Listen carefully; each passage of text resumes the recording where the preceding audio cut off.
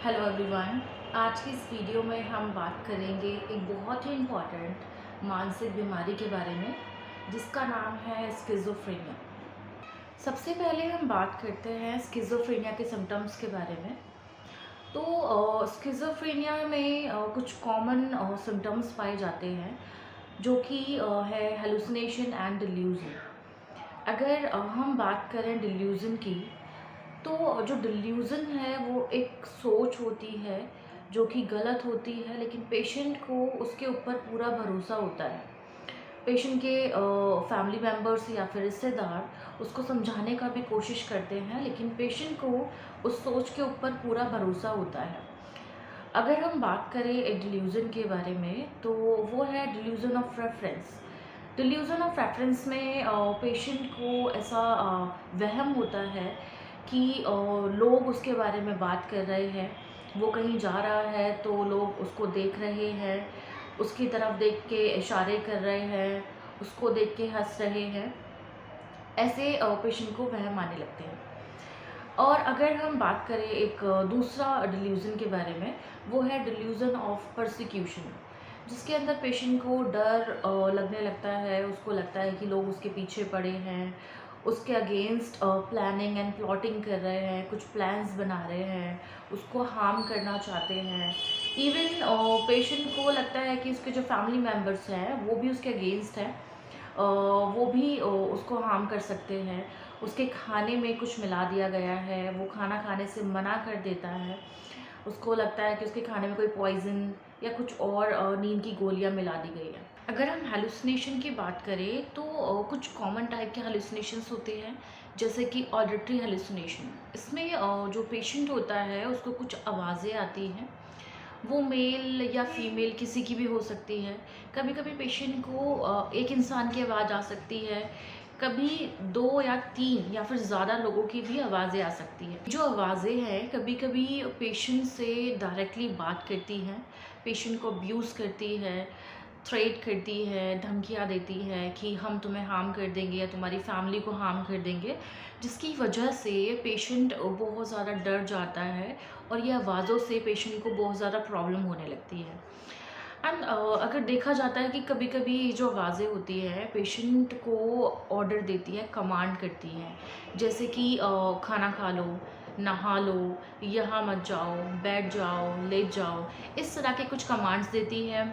और कभी-कभी ये जो आवाज़ें होती हैं पेशेंट को दूसरे लोगों को हार्म करने के लिए बोलती हैं। उसको मार दो, उसको धक्का दे दो, या फिर ये आवाज़ें पेशेंट को खुद को ही हार्म करने के लिए भी बोल सकती है, जैसे कि छत से जंप कर दो, खुद को फांसी लगा लो। और कभी-कभी स्किज़ोफ्रेनिया के जो पेशेंट होते हैं ऐसा करते भी हैं इन आवाज़ों को फॉलो करके, तो ये बहुत हार्मफुल भी हो सकता है। ये आवाज़ें जो होती हैं पेशेंट से बातें कर रही होती है, पेशेंट के बारे में आपस में डिस्कस कर रहे होते हैं, जिसको पेशेंट रिप्लाई करता है, उनको जवाब देता है। और उनकी बातों पे कभी-कभी पेशेंट बहुत अग्रेसिव हो जाता है, जैसे कि जब आवाज़ें पेशेंट को गाली दे रही हैं, तो पेशेंट बहुत अग्रेसिव हो जाता है, बहुत गुस्सा हो जाता है। और अगर वो कुछ आवाज़ें पेशेंट को बोल रही है, तो पेशेंट कभी-कभी हँसने लगता है अकेले बैठ के।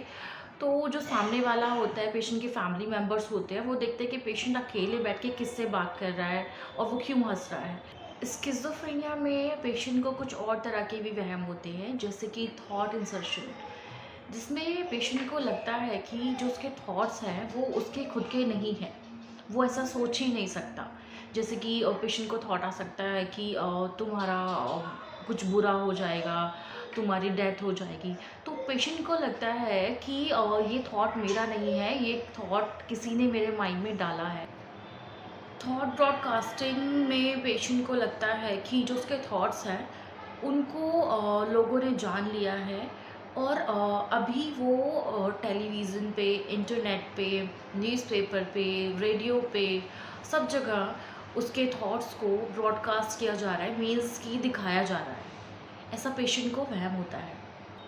एंड थॉट विड्रॉवल में पेशेंट को लगता है कि उसके जो थॉट्स हैं वो लोगों को पता चल जाते हैं, लोग चुरा लेते हैं उसके आइडियाज़। जो भी पेशेंट ने सोचा, कुछ प्लान किया, वो लोगों को पता चल गए, लोगों ने उसके माइंड से चुरा लिए। और इस बीमारी में पेशेंट बहुत ज़्यादा सस्पिशियस हो जाता है। उसको लगता है कहीं पे अगर पेशेंट कैमरा देख ले तो पेशेंट को लगता है कि कोई उसके ऊपर नज़र रखा हुआ है, कोई उसकी इन्फॉर्मेशन चाहता है, इसलिए कैमरास लगाए गए हैं। उसकी जो इन्फॉर्मेशन है, उसकी बातें हैं, उसको रिकॉर्ड किया जा रहा है। स्किज़ोफ्रेनिया के जो पेशेंट होते हैं उसमें कुछ और सिम्टम्स भी देखे जाते हैं, जैसे कि है एवोल्यूशन। इसमें पेशेंट जैसे पहले काम करता था उस तरह से अभी काम नहीं करता, उसका किसी भी काम में मन नहीं लगता, पहले जैसा पेशेंट एक्टिव नहीं है। एंड जो पेशेंट होता है उसका जो स्लीपिंग पैटर्न होता है वो भी डिस्टर्ब हो जाता है। तो पेशेंट ज़्यादा किसी से इंटरेक्ट नहीं करता, अकेले अकेले में रहना।